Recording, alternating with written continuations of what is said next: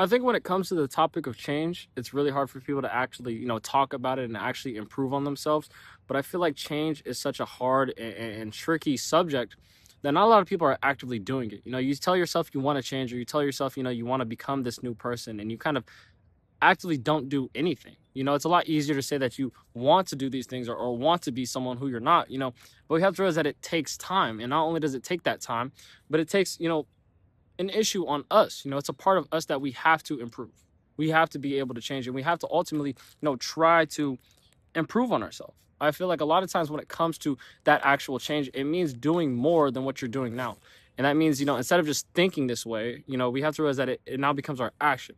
And ultimately, the first thing that we have to accept is that how we think now determines our reality. You can be very destructive when you actually think about it, that negativity that controls you, a lot of times you just create problems for yourself because you're so used to this sad, pensive feeling. You want to kind of ruminate in this feeling rather than improve. You keep saying you want to change, or you keep saying you want to feel better for yourself, but then you kind of keep going down this rabbit hole of feeling sad and, feeling this anguish. You kind of do these self-destructive tendencies just to feel that level of defeat again. And I feel like a lot of times it could be so unhealthy that we kind of accept it and still continue to do it because it's something we're so much more comfortable with. As easy as it is to kind of fall into this level of sadness and to feel like this is a reason to continue, we have to ultimately break this cycle. You have to be able to change and to realize that what you think now becomes your reality. Your own perception will now continue to display around the world and around other people. What you want out of this life is things you have to put in. If you're not putting anything but negativity, that is all you are going to experience. You have to realize that at the end of the day, what we want in our life comes down to us. It is our decision. We are capable of making the decision and being able to move on from these obstacles. Instead of dwelling on the past, why not create a future? And that future is something that we actively need to do. I feel like if we focus more on our future rather than our past, we'd be able to move on. As hard as it is to let go of those people in your past, because you feel like that person was able to do something for you, or you feel like that person was, bringing you some sort of light, you have to realize that it's change. That change is needed. That change is something that you have to experience. And I feel like if we want to, feel better about that change, it means taking the time to accept that it happened. Accepting that this person, did something, or accepting that, you're hurt by what happened. That's something that you need to do. That hurt is needed. That suffering is needed. And I feel like a lot of people are so scared of that suffering that they don't let anything good happen. Those problems are things you have to experience. You should want problems. That's the hot take, that problems are kind of important to you. You should want to experience hardships and suffering. Suffering is now this invitation to kind of have a greater peace at the end. I feel like a lot of people have this idea that they should never experience these problems, or that these problems are now something that's going to control them.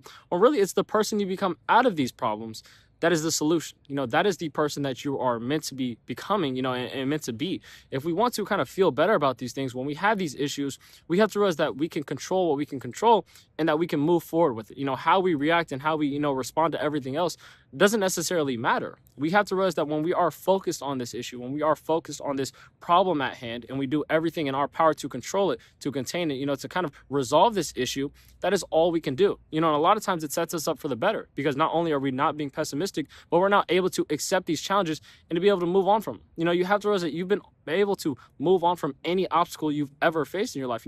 Why not continue to do so? Why not have this idea that you are unstoppable and ultimately optimistic in this sense, to change, to improve, to be someone new. And I feel like when we have that idea that we are capable, that we can honestly, do these things without anyone telling us this, or telling us what to do, we become a new person. We become our change. That change is what's needed.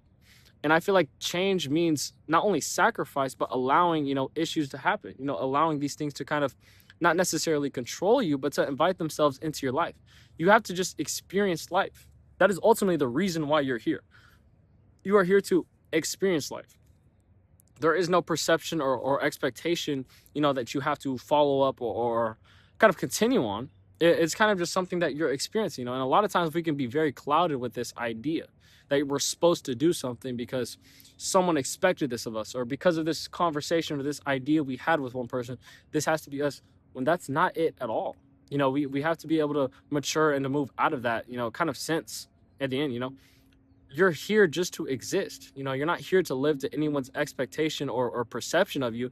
Just because you feel like these people, feel a certain way about you, it doesn't mean anything. These people are going to be long gone, the same as we are. And we have to realize that what we do in our time now is ultimately what's most important.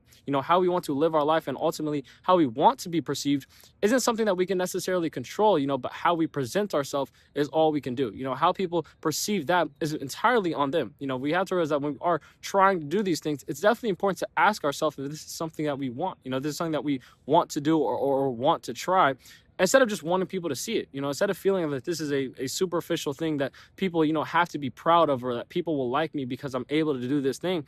You have to realize that you have to be yourself in this sense. You should much rather be liked and disliked for the things that you are than liked for the things that you're not. When we are trying to be this new person, it takes that hatred, it takes that jealousy and envy away from us. It lets us be our own self, and it lets us be confident in that with our own self-esteem.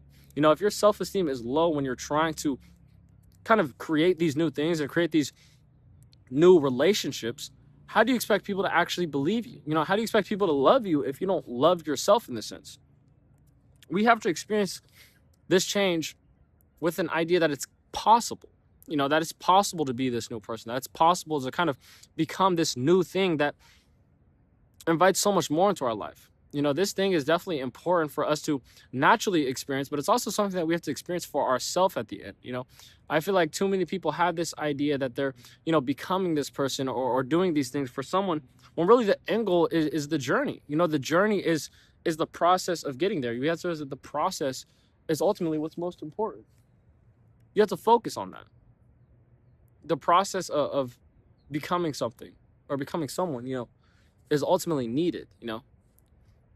You need to focus on that journey. A lot of times you're so focused on the definition or the goal that you don't realize why you even started this thing. The process in getting there is the goal. This is what you need in order to achieve that thing. You have to realize that these hardships and the things that you are experiencing naturally in life are going to be hard to experience, but they're things that are necessary to benefit you. There's no change, there's not going to be a challenge, and I feel like if we want to, be better and ultimately focus more on ourselves and these goals, we have to embrace the hardships. You have to embrace the journey and the path that we take in order to get there. Everyone's path is different, and comparing yourself to other people won't do anything. But when we are able to kind of see the things that we're experiencing, and go with them and challenge them and be able to have this idea that we're capable of this change, that we're capable to kind of move on from this experience, that is what it means to kind of accept it, to kind of move on from it. Not with this idea that we need to kind of have hardships, but this idea that we're capable, that we can attack them, and not really have this idea that we're going to cower away from it, but this idea that we're capable and we're going to get past it, time and time again. You have to experience that change like you need it. And I feel like too many people have this idea that that change isn't something that necessarily will affect them or benefit them, when really it is. Experience this change with the idea that you are capable of becoming this new version.